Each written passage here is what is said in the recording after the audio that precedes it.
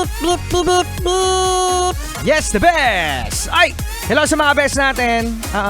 Na pauwi na ng probinsya o kaya naman naghahanda na ng kanilang mga damit. Oo, no? Kasi, yes, mga best, no? Long weekend! Yahoo!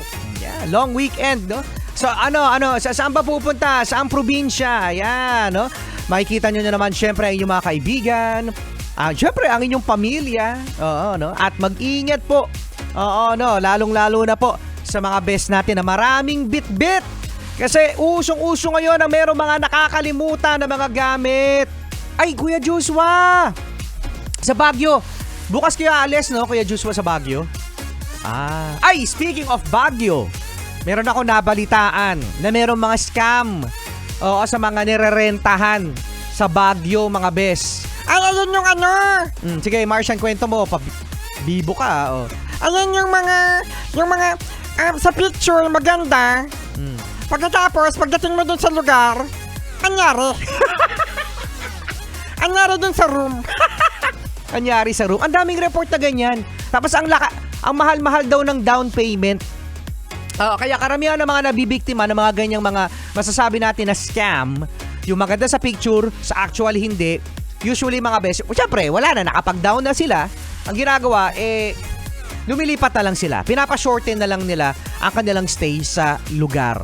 Sa Baguio yan nangyayari. Kaya mag-ingat kayo mga best. So ang pinakamaganda dyan ay ganito.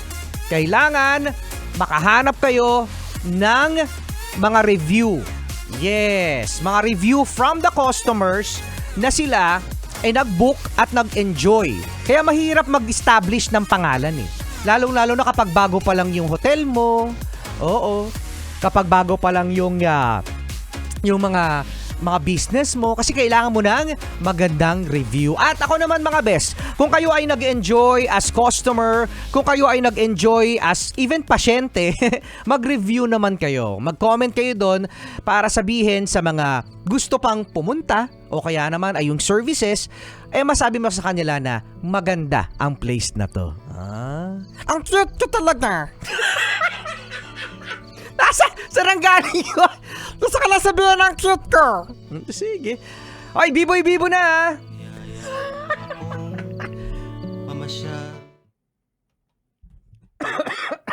Daming sinasabi. Uy, Kuya Joshua, ingat kayo, enjoy. Saan kayo nag-book? Di naman kayo, di naman kayo ang dami kasi parang, okay. Sana okay.